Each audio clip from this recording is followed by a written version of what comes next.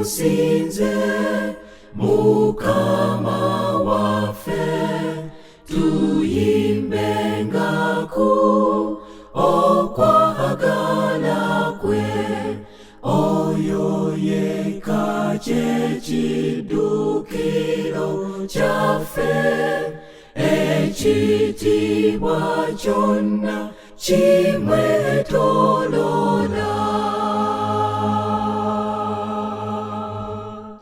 Tuyimbe ku kisa kye ekingi byambalo byegwe musana gw'ensi okubwatuka kwe kutiisa bonna amakubo ge gali ne mu mpewo.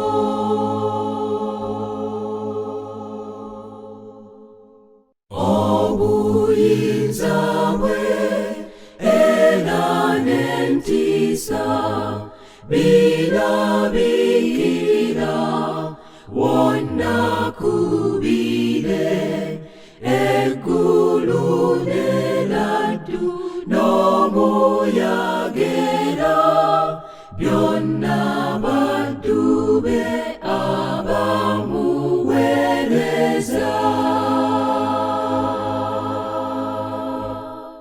Wansi w'eggulu mugulumivu wateekebwa dda enkuluzeeyo y'ensi gye wasimba n'ogyetoolooza ennyanja zonna nga ensalo zaayo. Ani ayinza okunyumiza eby'omugabi waffe by'ogaba eby'ekisa kyo by'ebyokwewuunyisa Katonda mulokozi ne kabaka.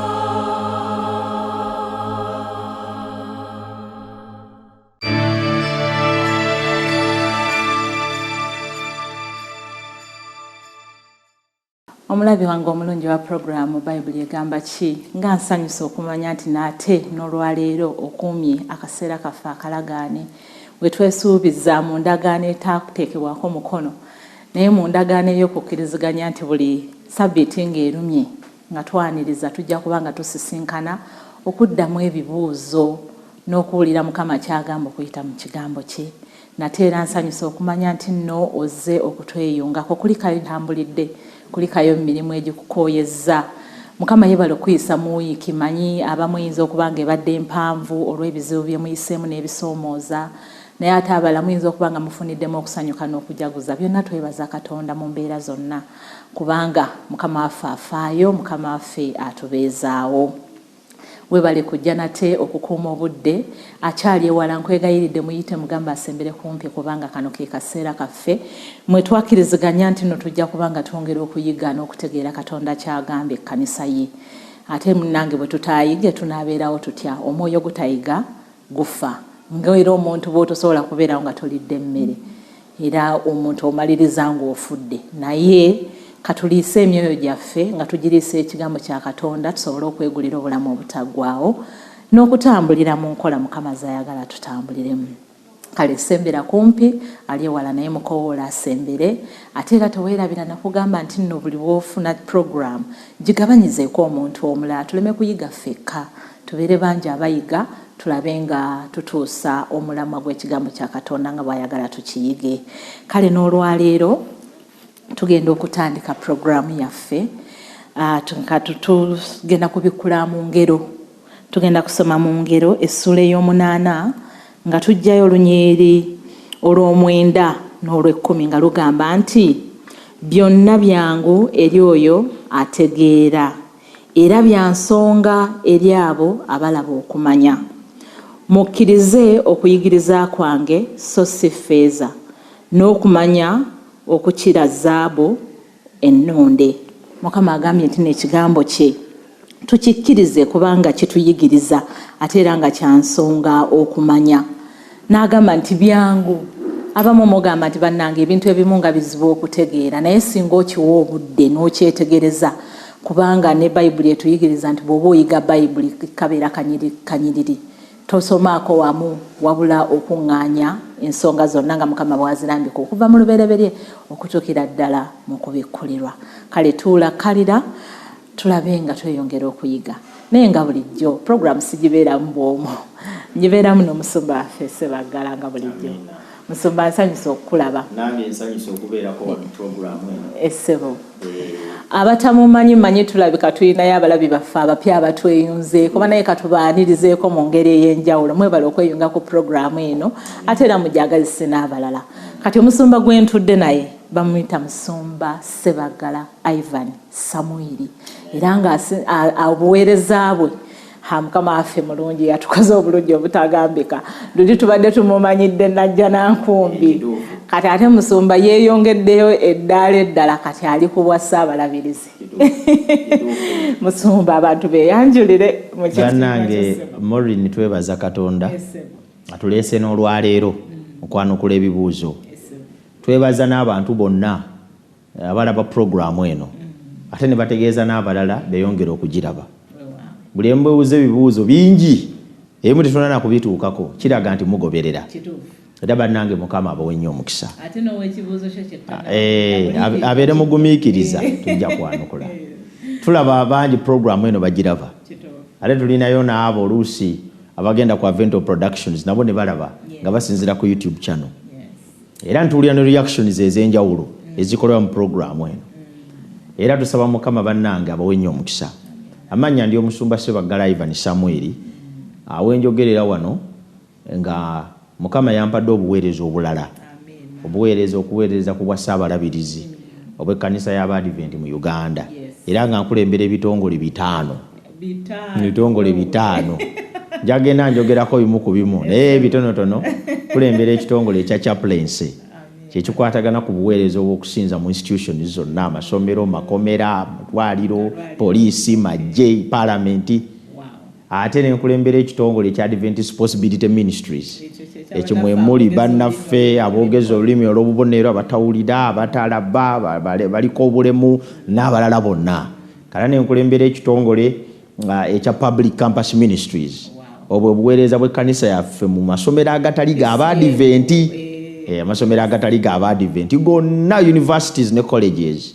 Ane nkulembera ekitongole ekya Revival, Reformation and Prayer Ministry Coordinator mu Uganda Union on behalf of the ECD. Kati ebitongole ebyo byonna mbibeera mbanembera n'ekitongole ekya Adventist Muslim Relations. Kale nno munsabire obuweereza obwo Mukama asobozesa okubukola. Naye Mukama tuwe nnyo omukisa twebaza okutuleeta ne tuweereza leero. Kati Musumba nga tugenda okugula puroguramu yaffe era tuyingire mu puroguramu ng'otusabira. Kitaffe tukwebaza kubanga ye gwe Katonda. Tokoowa kutusomesa kigambo kyo kubanga tukyetaaga okufuna amagezi n'okumanya.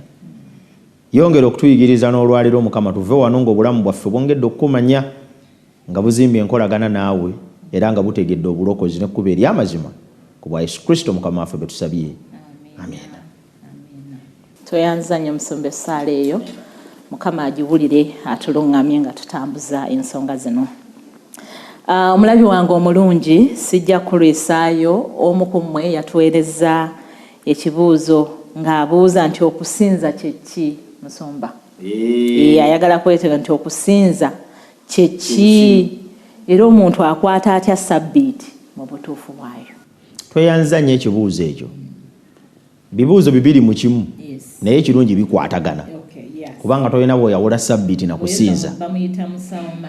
Musawo weebale okubuuza ekibuuzo weebale kugoberera.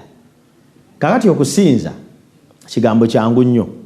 Kitegeeza okusoosa, actually kusoosowaza oba okusukkulumya ekintu kyonna.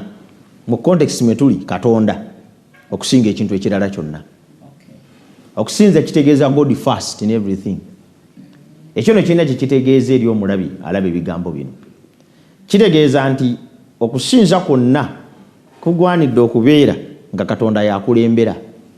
Kasita Katonda akulembera mu buli kintu era n'asooka era n'asukkuluma. God first, God last, God in everything. That's the simple definition of the word worship. Yensonga lwaki okusinza si invent, si mukolo.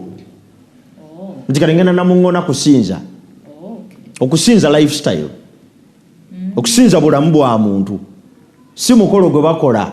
Nti kati okusinza kuliridda wantu kuli ggulu. Okusinza kuliridda wa kuli nasana. Ng'Abayudaaya olumu mu ndagaano enkadde balowoozanga nti balina ebifo gye balina okugenda basinze ne gye babeera nga tebasinza. Yesu kyava atuuka ku sseri bagamba nti ekiseera kijja abasinza Katonda ne batali musinziza ku nsozi wabula okumusinza mu mwoyo ne mu mazima. Ekitegeeza nti okusinza is a lifestyle. Okusinza kitundu ku bulamu bwa muntu buli waabeera.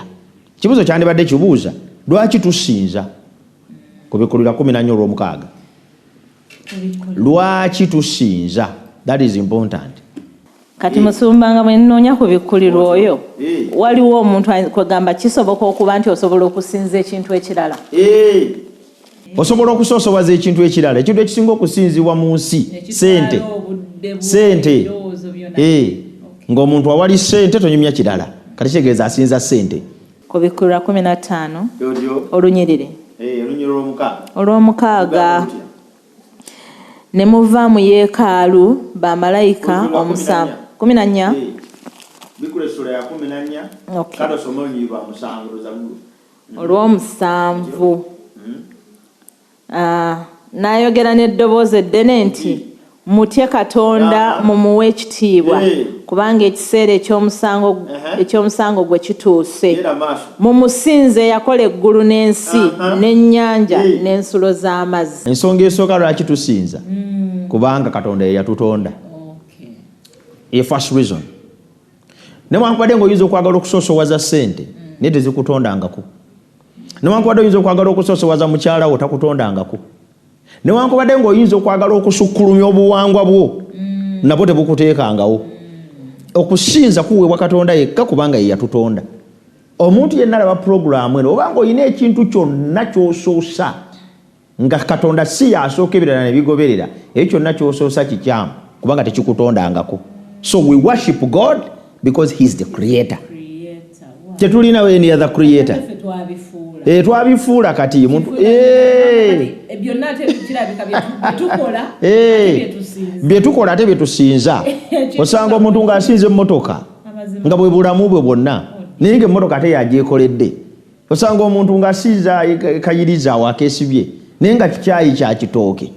Kati Katonda bye yatonda ate byetusinza. It's so unfortunate okuba nti olwaleero ensi esinza Katonda bye yatonda okusinga Katonda eyatonda. Naye okusinza kuweebwa Katonda yekka kubanga ye yatonda. N'ensonga ey'okubiri eri mu Bikkolwa by'Abatume 17:28. Lwaki tusinza? Bikkolwa 17:28. Yes, 28. Agamba atya?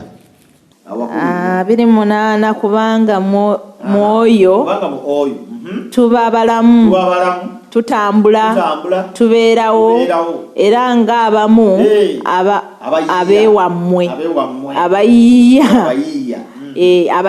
abayiiya bwe bagamba nti kubanga era tuli zadde lye. Ekigambo abayiiya kitegeeza poets.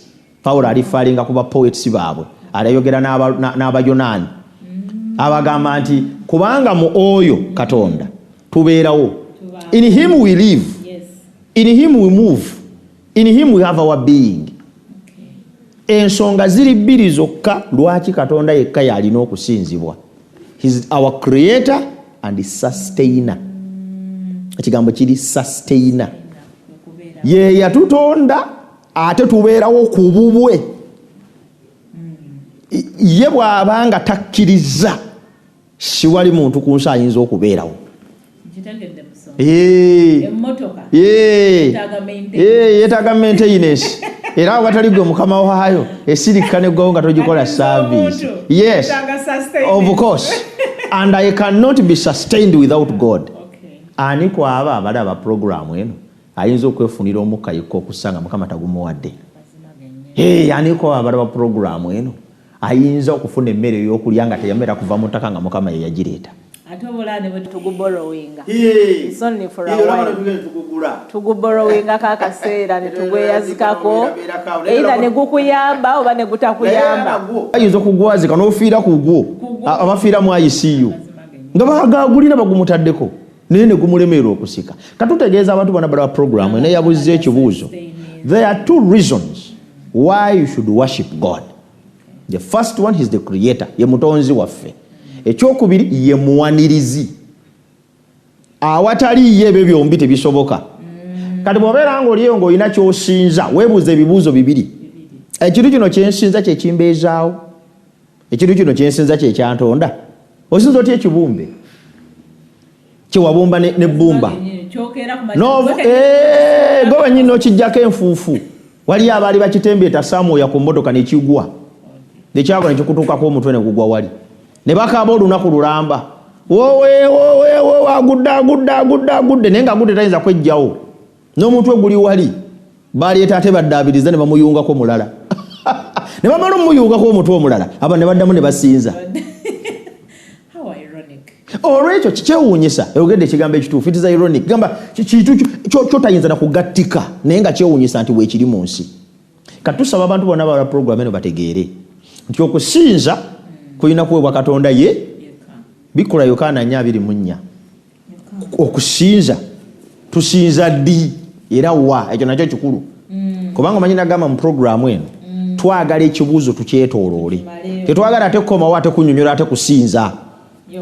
Katwagala konna tukwetooloole abantu bakutegeere. Yokaana 4:4 tusinza ddi era wa agamba atya? Katonda gwe mwoyo n'abo abamusinza kibagwanira okumusinza mu mwoyo n'amazima. Katonda gwe muki? Kitegeeza abeerawo. Kati gwe oyinza otogamba ndiza asinza Katonda nakutunula eri. Waliwo yagamba nti bw'otatunula njuba gy'eva tosinza. Who told you? God is in the east and in the west. In the north and in the south. Actually obeera ku kirala. Era bw'obeera oli eyo nga okusinza olina gy'oteekwa okutunula omanya nga tosinza Katonda yatonda ggulu n'ensi. Akabonero akasooka okukakasa nti Katonda gw'osinza se yatonda eggulu n'ensi kwe kuba nti olina gy'olina okutunula omusinzi. Katonda yatonda eggulu n'ensi bw'abanga yatonda obugwanjuba tinogamba taliiyo nga te yatondayo. Gwe n'ogamba nti ze bwe ntunula enjuba gy'egwa eyo taliiyo ng'ate yatondayo. Yatondayo ate nga teyabeerayo. Onzijukiza Musomba mu program waliwo gye twakolako program. Oli bwe yali abuuza nti bwe mba nsinza Danieli yatunula mu ange. Kati olowooza omuntu ayinza kuzza gundi enaga nti ye nga Danieli bamugamba. Bwe twali ku kibuuzo ekyo twagamba nti Danieli mu kiseera waabeererawo enteekateeka y'okusinza kwabwe. Esaala yali yasabibwa tebe banaasinzanga banaatunulanga e Yerusaalemi ewaali yeekaalu. Mu biseera Danieli we yabeererawo ng'ekyo kikyayimiridde, it was still standing. Nga bali mu busibe. Naye kati olwaleero Yesu Kristo bwe yajja Katonda yeekaalu tekyali Yerusaalemi. Kakati yeekaalu esangibwa mu buli kifo mu buli wantu. Kati olwaleero omuntu bw'asinza ng'alowooza nti gy'atunudde yokka yeewava Katonda. Kikyamu. Lwaki kikyamu? Kubanga kati Katonda takyatuula mu kifo kimu. Katonda gwe mwoyo. Yesu agamba omukyalo ono ye yali akyali ku biri ebyedda. Bajjajjaffe basinzizanga ku lusozi olwo. Era oluzzi luno gundi mwe yanywanga amazzi Yakobo. Yesu n'amugamba come on, ekiseera kijja ng'abasinza Katonda tebakyajja ku nsozi. Ekyo kiweddewo kati. Katonda takyatula butuuzi wali mu yeekaalu Yerusaalemi nga bwe yagamba nti mankolere watukuvu ntule. Nedda, ekiseera kijja nga buli asinza Katonda buli waali Katonda asobola okumusinkana n'amusinza. Njagala okutegeeza abalaba programu eno Katonda asinzibwa mu mwoyo n'amazima. Ekitegeeza in any place at any time we worship God. So Katonda taliiko budde. Oba oli mu mmotoka, oba oli mu nnimiro, oba oli waka, oba oli ku ssomero, oba oli wano wenyini mu program, oba oli mu nnyonyi. Abasinza Katonda kati tebakyamusinziza mu bifo kitugende egindi tumusinze. Abasinza Katonda bamusinza mu buli kifo na mu buli mbeera. Kati bw'oba oli wagenda mu kifo kyonna kusinza ekyo bokola kikolwa kya kusinza nja kyogerako kibayita fellowship omanyi okusinza kulimu bye tukola naye nga okusinza kubeera mu buli kifo ne mu buli mbeera ekirala lifestyle kale ekirala tusinza tutya biki bye tukola olw'okusinza kubikulira 14 olw'omukaaga n'olw'omusanvu kubikulira 14 olw'omukaaga n'olw'omusanvu bikula waawo olabe ebintu bye tukola mu kusinza 14 olw'omukaaga agambye nendaba malayika omulala ng'abuuka mu bbanga ery'omu ggulu ng'alina enjiri ey'emirembe n'emirembe okubuulira abatuula ku nsi na buli ggwanga n'ekika n'olulimi n'abantu ng'ayogera n'eddoboozi eddene nti mutye Katonda mumuwe ekitiibwa kubanga ekiseera eky'omusango gwe kituuse. Mutye Katonda mumuwe kiki? Ekikolwa ekisooka ekyokusinza Katonda kumutya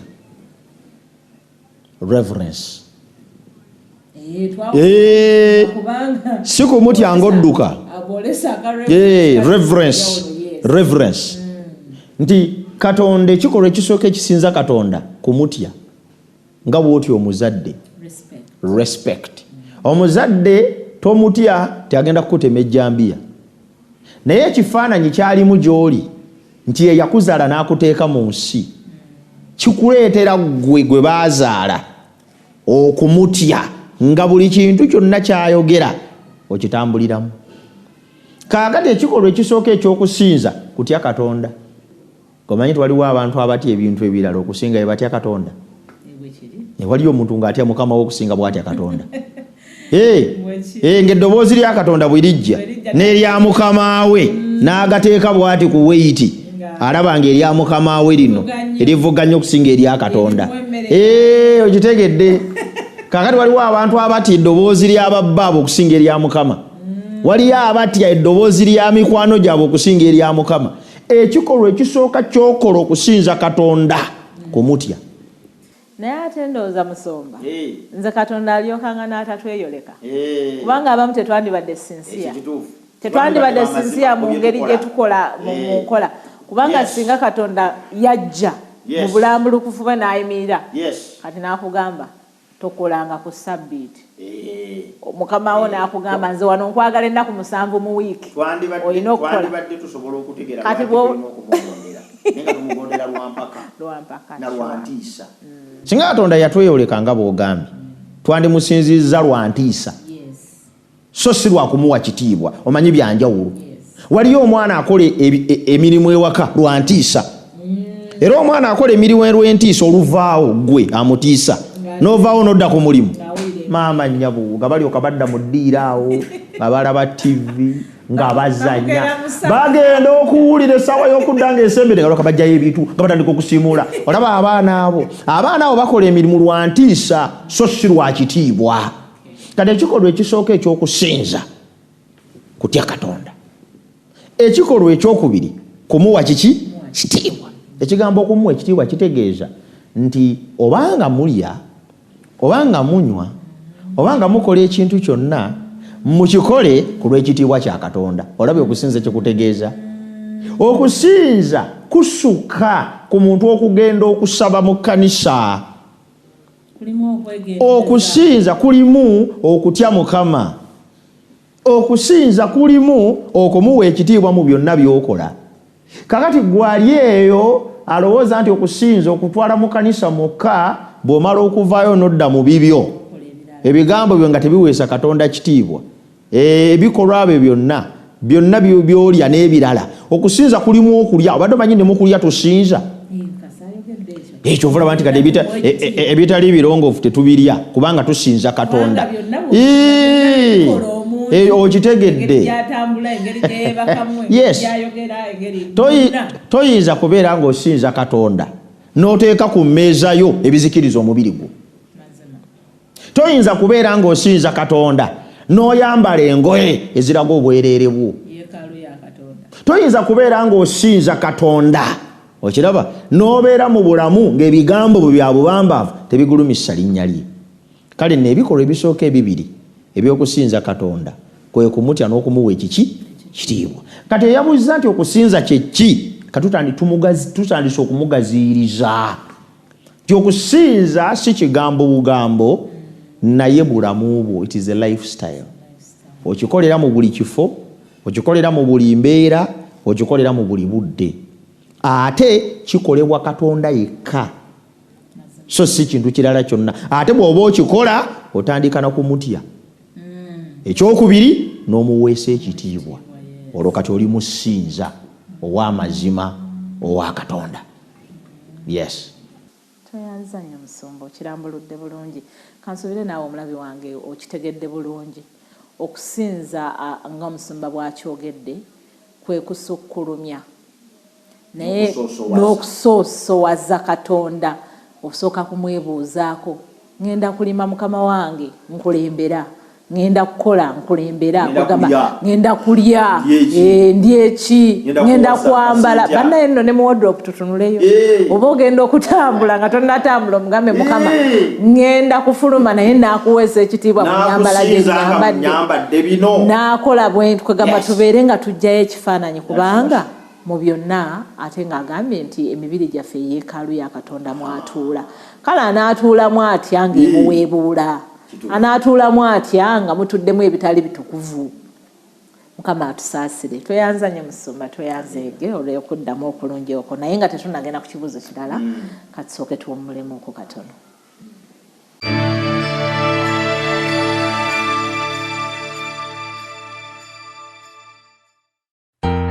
Luka essula y'e11 olunyiriri lwa 34, Bayibuli egamba nti eriiso ye ttabaaza y'omubiri. Bwe liraba obulungi, omubiri gujjula omusana, ate eriiso lyo bwe liraba obubi, omubiri gujjula ekizikiza. Era ne mu katabo aka Adventist Home essula y'e66 tuweebwa amagezi okukuuma emikutu gyonna omulabe mwayinza okuyitira, nga muno mwe muli okulaba era n'okuwulira. Free ABN ekuleetedde okusalawo okutuufu gwe n'abaana bo. Gitega olwaleero ofune okuwummula mu Yesu Kristo.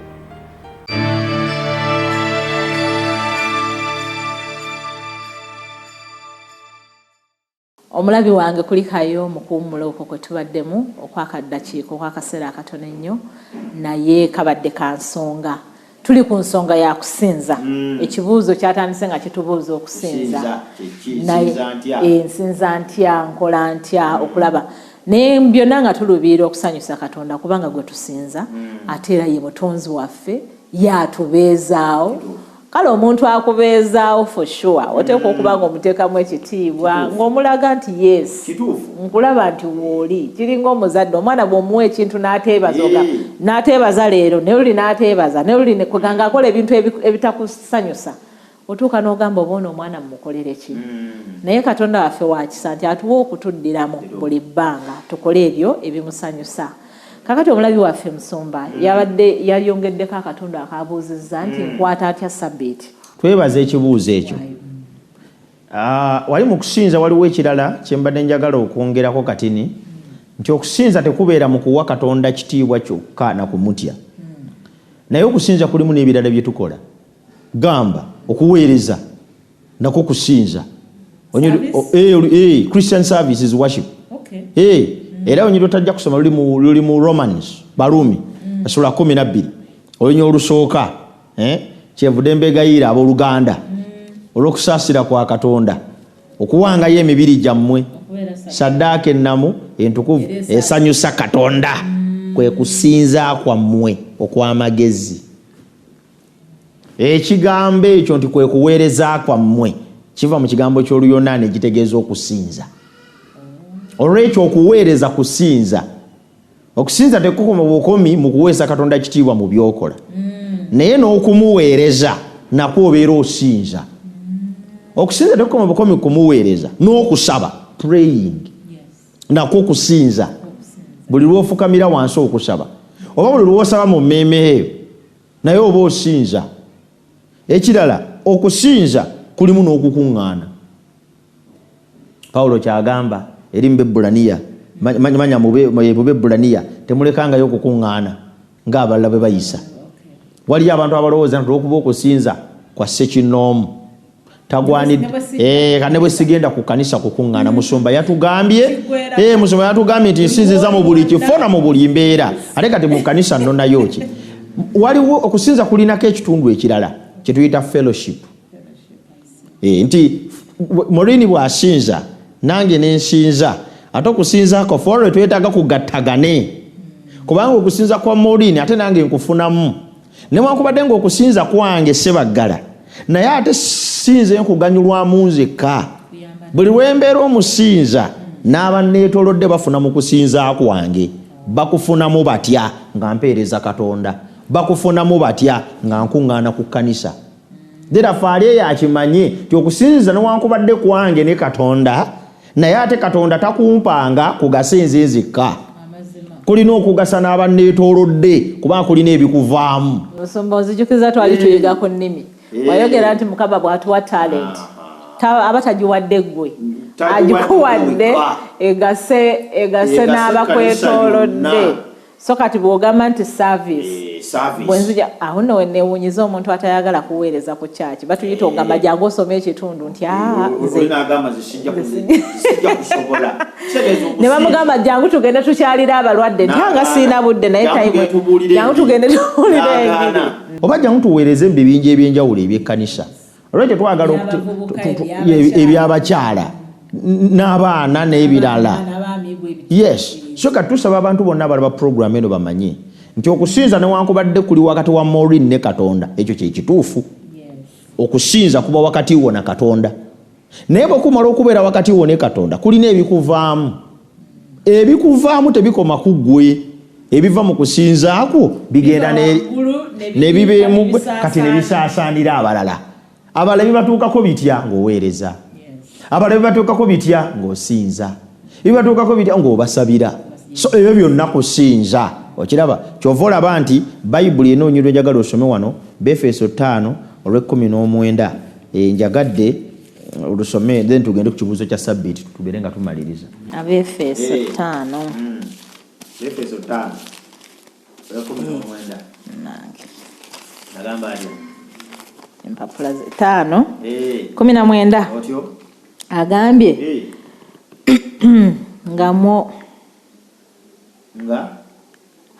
nga mwogeragana mu Zabbuli n'ennyimba mu biyiiye eby'omwoyo nga muyimbanga nga mumukubiranga ennanga mu mutima gwammwe Mukama waffe. Okusinza kulimu okuyimba, okusinza kulimu okutendereza, okusinza kulimu okusoma Zabbuli ye Bayibuli. Okusinza kulimu okwebaza. Olwekyo oba osinza olina n'okuwa ekirabo. Okusinza tekuli confined. Waliwo omuntu nze ndi musinza, nze musumba ndi wano ndi waliwo yangamba nze ebyokuweereza nabivaako nasigala kuba musinza, ekyo kikyamu. Teriyo musinza yenna ng'okusinza kwe tekuimpactinga balala. Kati mu kusinza mulimu okuweereza nga nze mmaze okutya Mukama nze munda yange n'okumuwa ekitiibwa munda yange ntandika okukola ebirala, ntandika okuweereza, ntandika okukuŋŋaana. Ate wamma musumba banaamanya batya nti oli musinza nga tolinaako bikolwa. Gwe Katonda kigwowa ekitiibwa atakuleetera kuweereza. Biteekwa okuba nga bikulabika ate ne biyikira n'abalala. So in worship there is fellowship. In worship there is thanksgiving. In worship there is praising. Oh, that is part of worship. In worship there is giving, there is prayer, there is service. Okwo kwonna kusinza.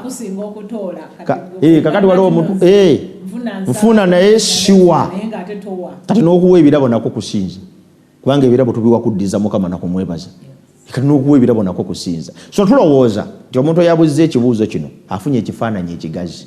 Okusinza kyeki kati akitegedde mu bugazi bwakyo era tusaba Mukama mmwe omukisa. Awo abuzza ekibuuzo ekyokubiri yataddeko ekibuuzo musawo yataddeko ekibuuzo n'agamba naye ate yo Sabbiti okukwata Sabbiti kati ate yo ngikwata atya? Kakati ekigambo okukwata mu Luzungu kiri keeping, ndoza kye bakyosa mu Luganda nti okukwata. Toyinawo ngeri gy'oyawula Sabbiti na kusinza. Omanyi lwaki? Teriyo muntu yenna musinza nga takuuma Sabbiti. kubanga oba tokimanyi ekyo teriyo muntu yenna musinza nga tassaamu Sabbiti kitiibwa okugyawo ng'asinza birala naye bw'aba asinza Katonda ow'omu ggulu tolina bw'oyawula Sabbiti na kusinza bikula kuva 2 osomaawo 8 paka 11 nkuwa ensonga lwaki Sabbiti n'okusinza bikwatagana agamba atya olw'omunaana paka olw'11 agamba atya jjukira olunaku lwa Sabbiti okulutukuzanga ennaku 6 okolanga emirimu gyo gyonna naye olunaku olw'omusanvu ye Sabbiti eri Mukama Katonda wo olunaku olwo tolukolerangamu mirimu gyo gyonna 11 kubanga mu nnaku 6 Mukama mwe yakolera eggulu n'ensi ennyanja n'ebintu byonna ebirimu n'awummula ku lunaku olw'omusanvu Mukama kyeyava aluwa omukisa olunaku olwa Sabbiti n'alutukuza. Emphasis. Tolina ngeri yonna gy'oyinza kwawula Sabbiti na Katonda yatonda na kumusinza.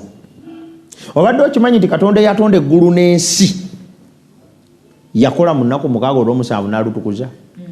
Kale bw'amala okulutukuza kitegeeza nti omuntu yenna asinza ng'asinza Katonda yatonda eggulu n'ensi talina ngeri gy'abuuka Sabbiti. Bw'obuuka Sabbiti kitegeeza osinza Katonda mulala so omutonzi. Ate nga twagambye nti ensonga ziri 2 lwaki Katonda asinzibwa. Ensonga esooka ye mutonzi waffe, ensonga ey'okubiri yatubeezaawo. Katonda okututonda n'okutubeezaawo byonna birabikira mu butonzi bwaffe. Kati nno mune Katonda bwe yamala okutonda ensi mu nnaku 6 olw'omusanvu n'aluwa omukisa n'alutukuza. Yasooka kuteekateeka maka.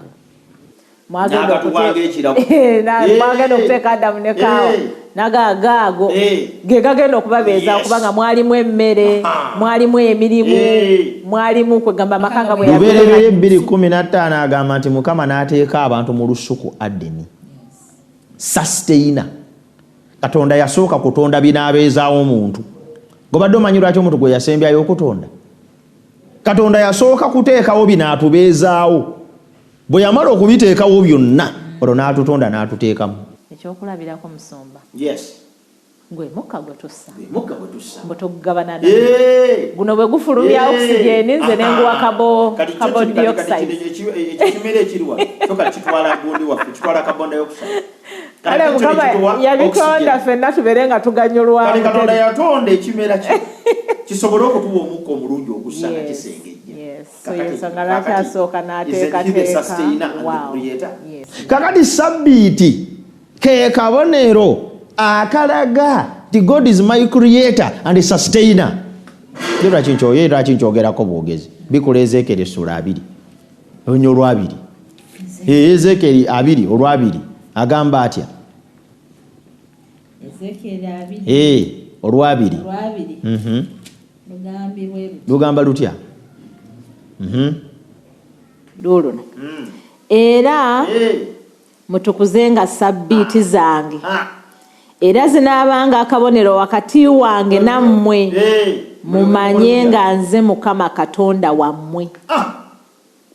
Mutukuzenga Sabbiti zange kanaabeeranga akabonero wakati wange nammwe akagenda okubajjukizanga I am the Lord your creator God. Owulira kagambako Sabbiti bwe munaagikwatanga era abajjukizanga nti nze Katonda eyabatonda. Finished.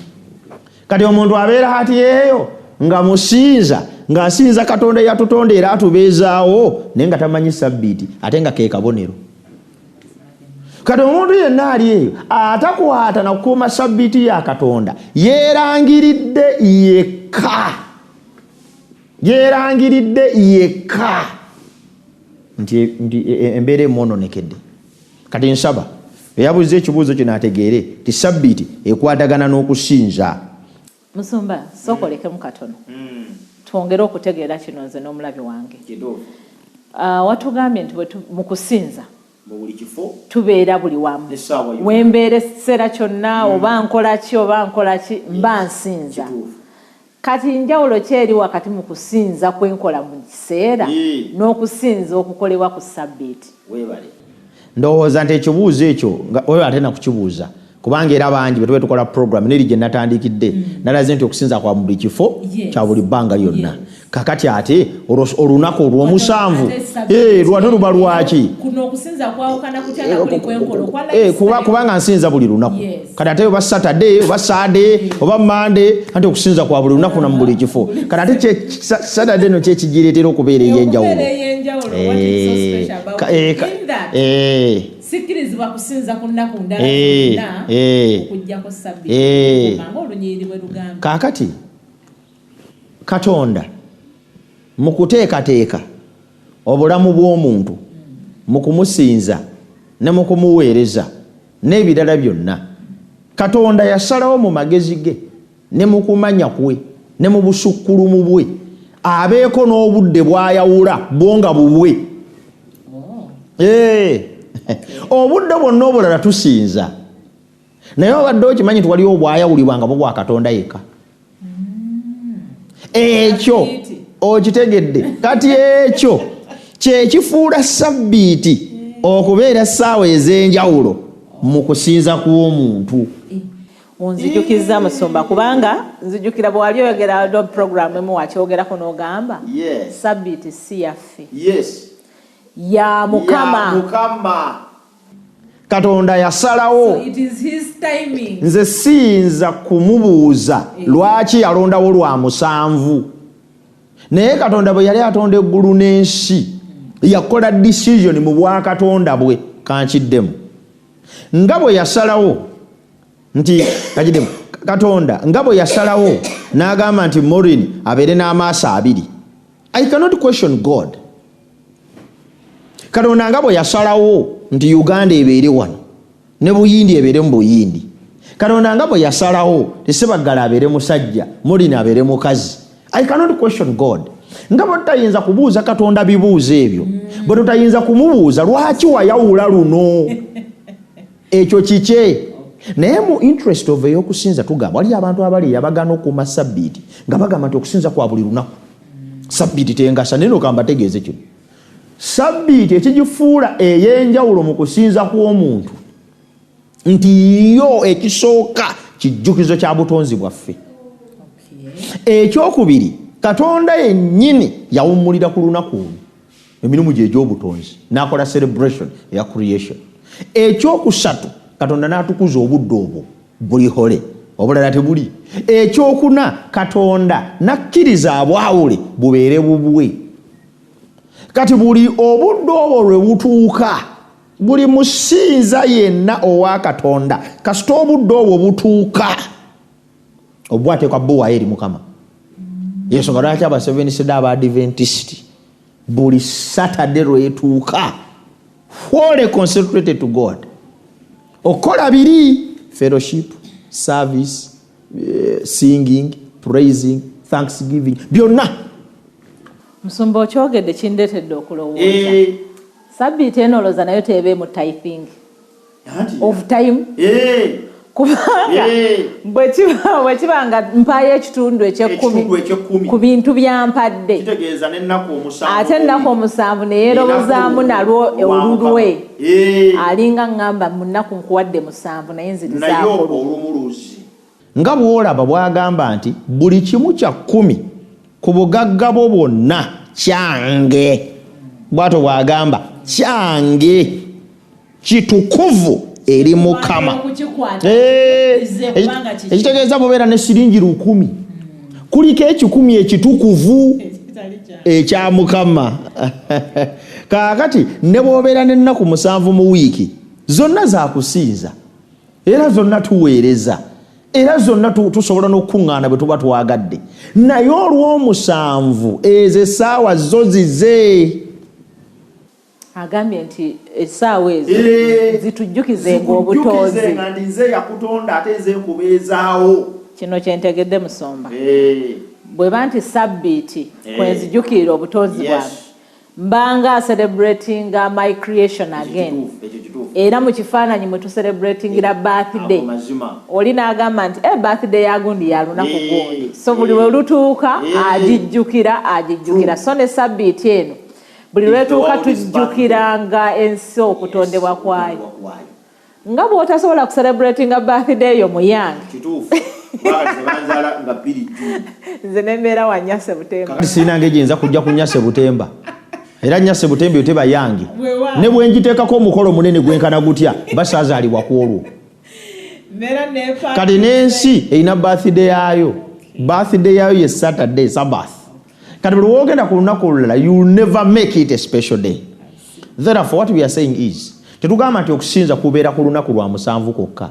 But we are saying to lunaku olw'omusanvu Mukama yalwawula kuba lulwe. Oyo yatutonda n'atubeezaawo. Kigwanira buli kitonde kyonna ekimusinza mu nnaku zonna ne ku olwo ate kirutwale nga lwanjawulo mu kumusinza awamu n'okumuweereza.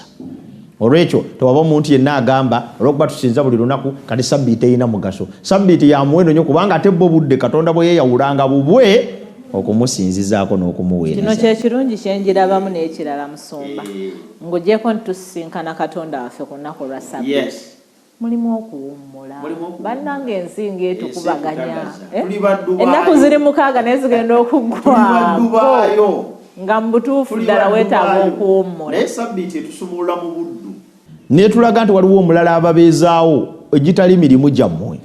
Bantu beekalakasa nga nze nkolawo gye ndyaji nkola za leero COVID najja. Ne bagana boda okutambula emmotoka okutambula buli omu n'asigala mu maka ge. Tebaafiirayo. Just as a sign. Nti God is the sustainer. Kakati bwe kibanga wabeerawo kati bwe kibanga mu COVID mwabeera mu maka gammwe ne mutafa.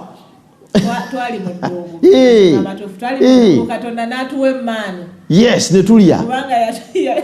Mukama n'atugabirira mu ngeri y'ekyewuunyo. Kaakati Sabbiti naffe tetulumwa okuleka okukola. Ne tusalawo tuluwe Mukama nga bwe yalwawula okuba olulwe. Ate yatugamba tulutukuzenga. Jjukira olunaku lwa Sabbiti okulutukuzanga. Kati bikkula Isaaya tusembeyo n'olwo. Isaaya 58 olw'13 agamba ati omanyi yabuuziza Sabbiti njikuuma ntya. Isaaya 58:13 agamba atya. 13. Bw'onookyusanga ekigere kyo okuva ku Sabbiti obutakolanga by'oyagala ggwe ku lunaku lwange olutukuvu. Sabbiti n'ogiyita essanyu, olunaku lwa Mukama olutukuvu olw'ekitiibwa. N'ogissaamu ekitiibwa nga tokwata makubo go ggwe, so nga tonoonya by'oyagala ggwe era nga toyogera bigambo byo ggwe. Kale n'olyoka osanyukira Mukama, nange ndikwebagaza ku bifo ebigulumivu eby'ensi, era ndikuliisa obusika bwa Yakobo kitaawo, kubanga akamwa ka Mukama ke kakyogedde. Bw'onookyusanga ekigere ky'okuva ku Sabbiti n'otakola by'oyagala ggwe. Kakati Sabbiti bw'obanga onaagikuuma bintu biri bisatu. Butakola by'oyagala ggwe, butayogera bigambo byoggwe, era Sabbiti agwame Sabbiti njitukuza ntya awo ye tabbu. Ku Sabbiti oli n'akuŋŋaana n'alyoka adda mu bigambo byoggwe, n'alyoka adda mu maniyu ne Arsenal.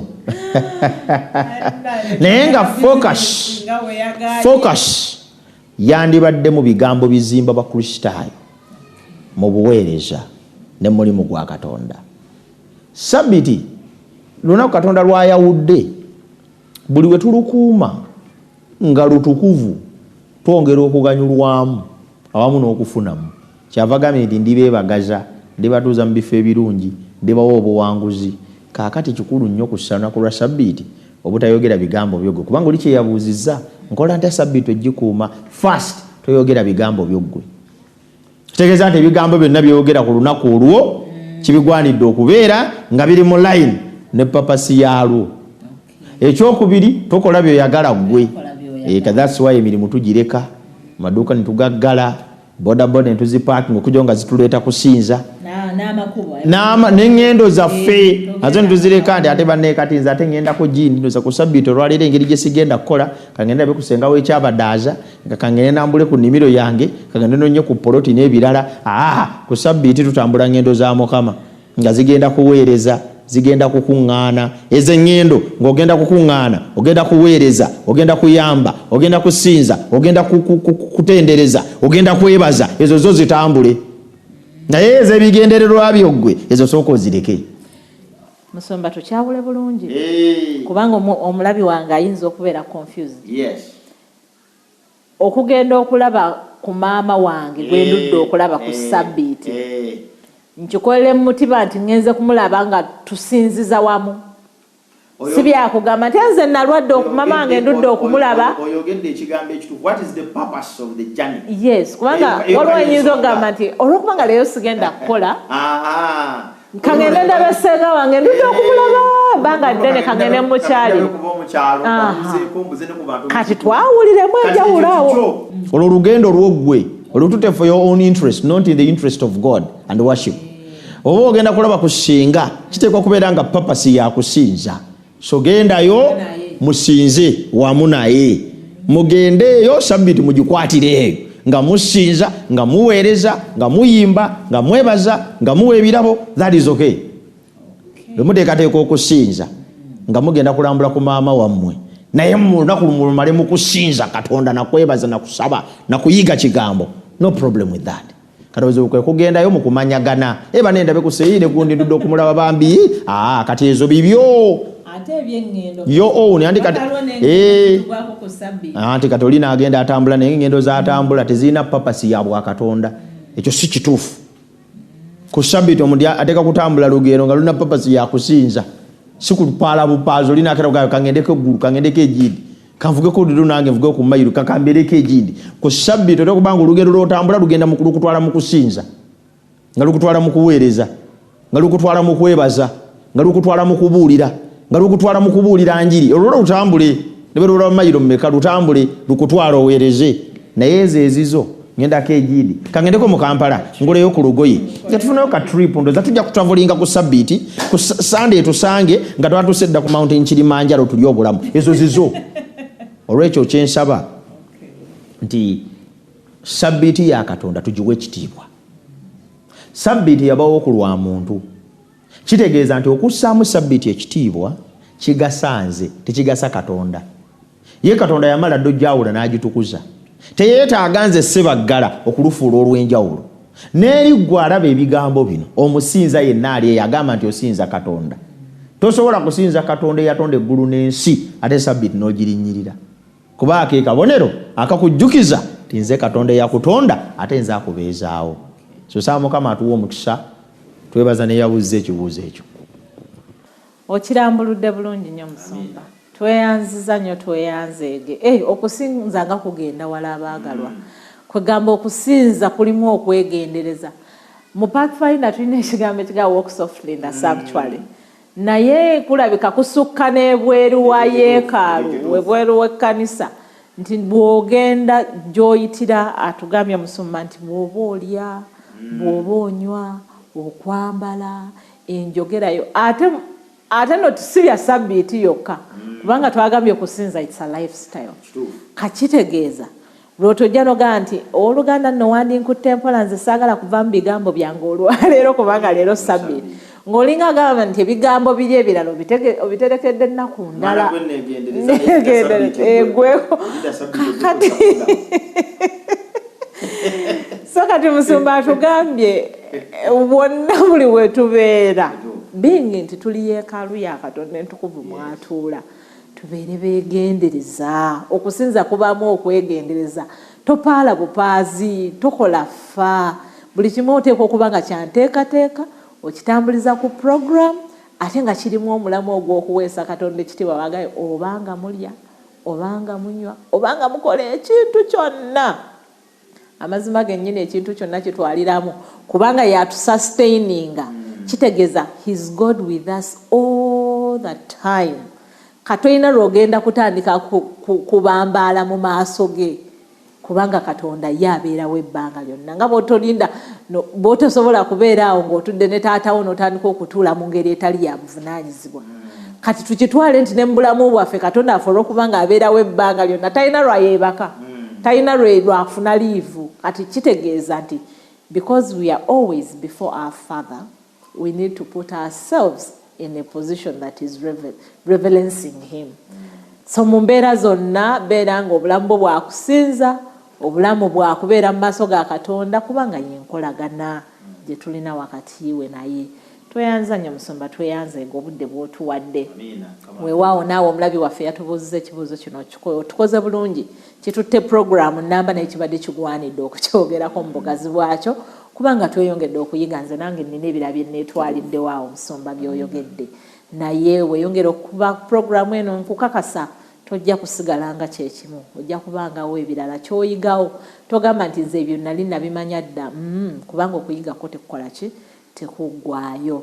Kyenva nkwebaza okwekumira ku programu eno nate era kankujjukize nti no bw'oba owulira nga olina akalala akakusigaddemu oba ng'ekunyumidde nga waliwo ekigambo ate kyotawulidde kubanga obadde omanyi mu kuteekateeka ano Sabbiti awo nga weerumye tubeerawo n'akayisanyaawo akatonotono. Kati oyinza okuba nga waliwo by'osubiddwa okuwulira ng'obadde eno oli mufumbira ate eno bw'owuliriza eno. Naye tugamba nti tugiddamu buli Wednesday ku ssaawa 9 ez'emisana. Bw'oba olina obudde obwo osobola okuddayo n'oginyumirwa ne weetegereza by'obadde totegedde. Sinakindi okugenda ku mukutu gwaffe gwa YouTube ng'otaddemu ekigambo Avento Productions, programu yonna n'ogiddamu mu bulambalamba n'ogyetegereza bulungi. Kale tweyanziza akaseera k'otuwadde katukwagalize Sabbiti ennungi.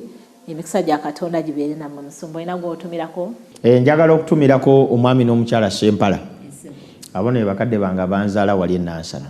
Tumirako n'omukyala wange Ruth Sebaggala wamu n'abaana kwe bali.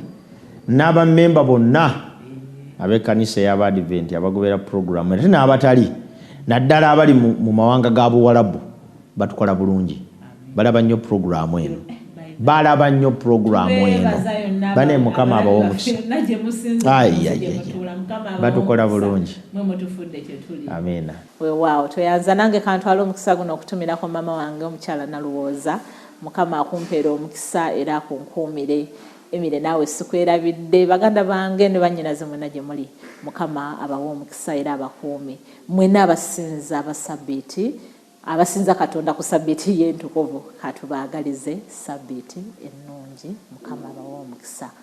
Mukama tukwebaza kulw'omulamu bw'otuwadde. Wabala okutuyigiriza ekigambo kyo. Kisa kyo n'okwagala kyongere okubeera wamu naffe. N'Omwoyo Omutukuvu ayongere okutulungamyanga. Ebigambo bino byongere okunywera mu bulamu bwaffe twongere okubitegeera. Wa Yesu Kristo Mukama waffe bwe tusabye. Amen. Mukama abawo omukisa. Mweraba katusinkane nate.